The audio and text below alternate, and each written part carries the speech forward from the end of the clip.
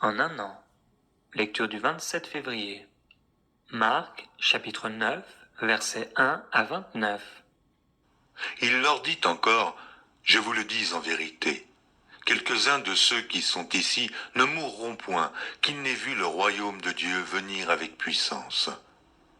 6 jours après, Jésus prit avec lui Pierre, Jacques et Jean, et il les conduisit seuls à l'écart sur une haute montagne. Il fut transfiguré devant eux. Ses vêtements devinrent resplendissants et d'une telle blancheur qu'il n'est pas de foulon sur la terre qui puisse blanchir ainsi. Élie et Moïse leur apparurent, s'entretenant avec Jésus. Pierre, prenant la parole, dit à Jésus, « Rabbi, il est bon que nous soyons ici. Dressons 3 tentes, une pour toi, une pour Moïse et une pour Élie, car ils ne savaient que dire, l'effroi les ayant saisis. » Une nuée vint les couvrir, et de la nuée sortit une voix, « Celui-ci est mon fils bien-aimé, écoutez-le. » Aussitôt les disciples regardèrent tout autour, et ils ne virent que Jésus, seul, avec eux. Comme ils descendaient de la montagne, Jésus leur recommanda de ne dire à personne ce qu'ils avaient vu, jusqu'à ce que le Fils de l'homme fût ressuscité des morts. Ils retinrent cette parole, se demandant entre eux ce que c'est que ressusciter des morts. Les disciples lui firent cette question, « Pourquoi les scribes disent-ils qu'il faut qu'Élie vienne premièrement ?» Il leur répondit, « Élie viendra premièrement et rétablira toutes choses. Et pourquoi est-il écrit du Fils de l'homme qu'il doit souffrir beaucoup et être méprisé? Mais je vous dis qu'Élie est venu, et qu'ils l'ont traité comme ils ont voulu, selon ce qu'il est écrit de lui. » Lorsqu'ils furent arrivés près des disciples, ils virent autour d'eux une grande foule et des scribes qui discutaient avec eux. Dès que la foule vit Jésus, elle fut surprise et accourut pour le saluer. Il leur demanda, « Sur quoi discutez-vous avec eux ?» Et un homme de la foule lui répondit, « Maître, j'ai amené auprès de toi mon fils qui est possédé d'un esprit muet. En quelque lieu qu'il le saisisse, il le jette par terre. L'enfant écume, grince des dents et devient tout raide. J'ai prié tes disciples de chasser l'esprit, et ils n'ont pas pu. » « Race d'incrédules, leur dit Jésus, jusque à quand serai-je avec vous? Jusque à quand vous supporterai-je? Amenez-le-moi. » On le lui amena. Et aussitôt que l'enfant vit Jésus, l'esprit l'agita avec violence. Il tomba par terre et se roulait en écumant. Jésus demanda au Père, « Combien y a-t-il de temps que cela lui arrive ?» « Depuis son enfance, répondit-il. Et souvent l'esprit l'a jeté dans le feu et dans l'eau pour le faire périr.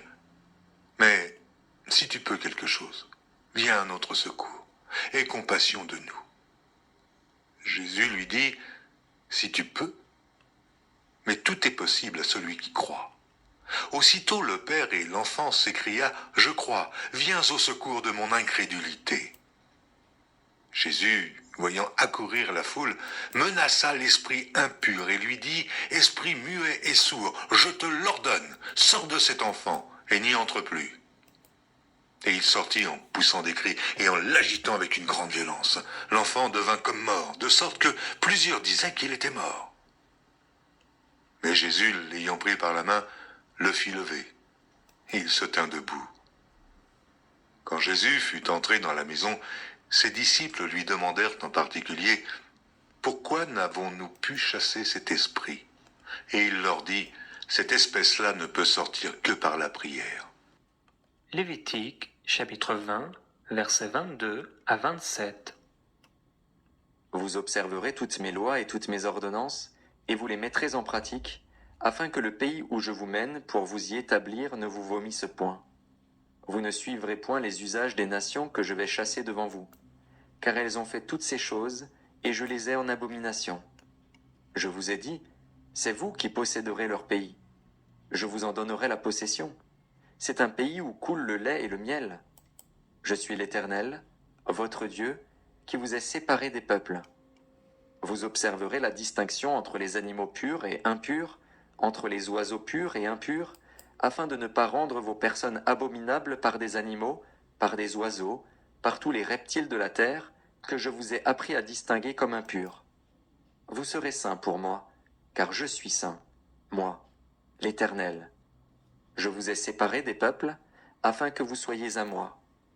Si un homme ou une femme ont en eux l'esprit d'un mort ou un esprit de divination, ils seront punis de mort. On les lapidera, leur sang retombera sur eux. Lévitique, chapitre 21. L'Éternel dit à Moïse, « Parle aux sacrificateurs, fils d'Aaron, et tu leur diras. Un sacrificateur ne se rendra point impur parmi son peuple pour un mort, excepté pour ses plus proches parents, pour sa mère, pour son père, pour son fils, pour son frère, et aussi pour sa sœur encore vierge, qui le touche de près lorsqu'elle n'est pas mariée. Chef parmi son peuple, il ne se rendra point impur en se profanant. Les sacrificateurs ne se feront point de place chauve sur la tête, ils ne raseront point les coins de leur barbe, et ils ne feront point d'incision dans leur chair. Ils seront saints pour leur Dieu, et ils ne profaneront pas le nom de leur Dieu. Car ils offrent à l'Éternel les sacrifices consumés par le feu, l'aliment de leur Dieu, ils seront saints. Ils ne prendront point une femme prostituée ou déshonorée, ils ne prendront point une femme répudiée par son mari, car ils sont saints pour leur Dieu. Tu regarderas un sacrificateur comme saint, car il offre l'aliment de ton Dieu. Il sera saint pour toi, car je suis saint, moi, l'Éternel, qui vous sanctifie. Si la fille d'un sacrificateur se déshonore en se prostituant, elle déshonore son père. Elle sera brûlée au feu. Le sacrificateur qui a la supériorité sur ses frères, sur la tête duquel a été répandue l'huile d'onction, et qui a été consacré et revêtu des vêtements sacrés, ne découvrira point sa tête et ne déchirera point ses vêtements.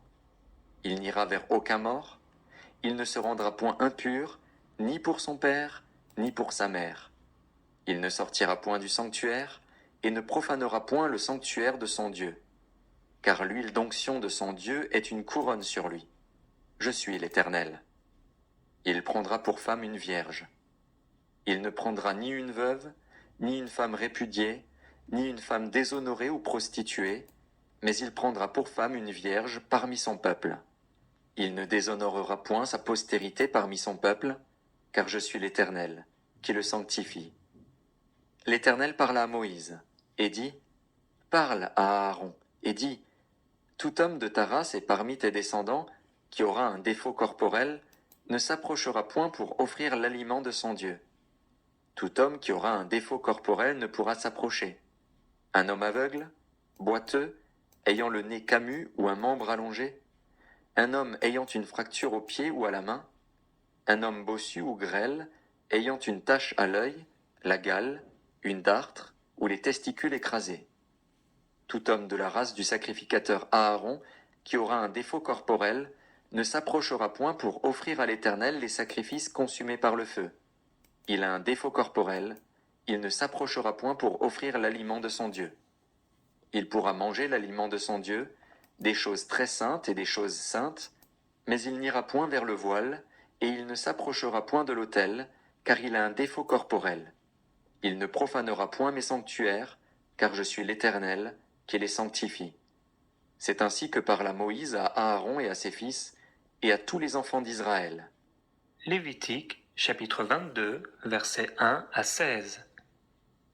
L'Éternel parla à Moïse, et dit, « Parle à Aaron et à ses fils, afin qu'ils s'abstiennent des choses saintes qui me sont consacrées par les enfants d'Israël, et qu'ils ne profanent point mon saint nom. Je suis l'Éternel. Dis-leur, tout homme parmi vos descendants et de votre race, qui s'approchera des choses saintes que consacrent à l'Éternel les enfants d'Israël, et qui aura sur lui quelque impureté, cet homme-là sera retranché de devant moi. Je suis l'Éternel. Tout homme de la race d'Aaron, qui aura la lèpre ou une gonorrhée, ne mangera point des choses saintes jusqu'à ce qu'il soit pur.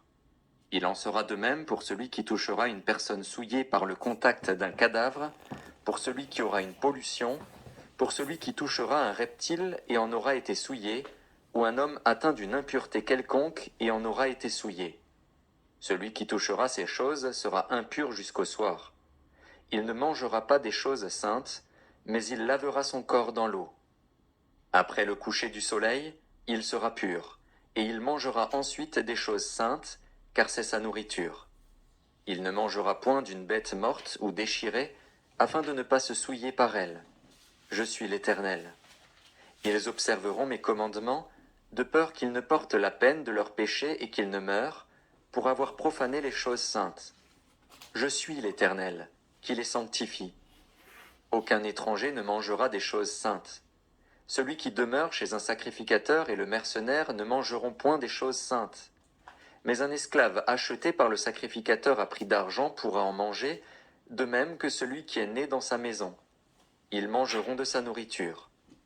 La fille d'un sacrificateur, mariée à un étranger, ne mangera point des choses saintes offertes par élévation. Mais la fille d'un sacrificateur qui sera veuve ou répudiée, sans avoir d'enfant, et qui retournera dans la maison de son père comme dans sa jeunesse, pourra manger de la nourriture de son père.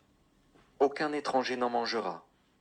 Si un homme mange involontairement d'une chose sainte, il donnera au sacrificateur la valeur de la chose sainte, en y ajoutant 1/5. Les sacrificateurs ne profaneront point les choses saintes qui sont présentées par les enfants d'Israël, et qu'ils ont offertes par élévation à l'Éternel. Ils les chargeraient ainsi du péché dont ils se rendraient coupables en mangeant les choses saintes, car je suis l'Éternel, qui les sanctifie. Psaume chapitre 43. Rends-moi justice, ô Dieu. Défends ma cause contre une nation infidèle. Délivre-moi des hommes de fraude et d'iniquité. Toi, mon Dieu protecteur, pourquoi me repousses-tu?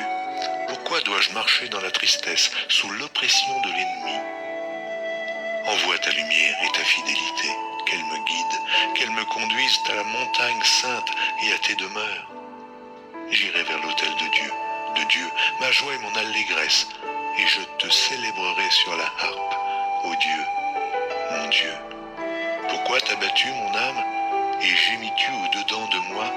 Espère en Dieu, car je le louerai encore. Il est mon salut et mon Dieu.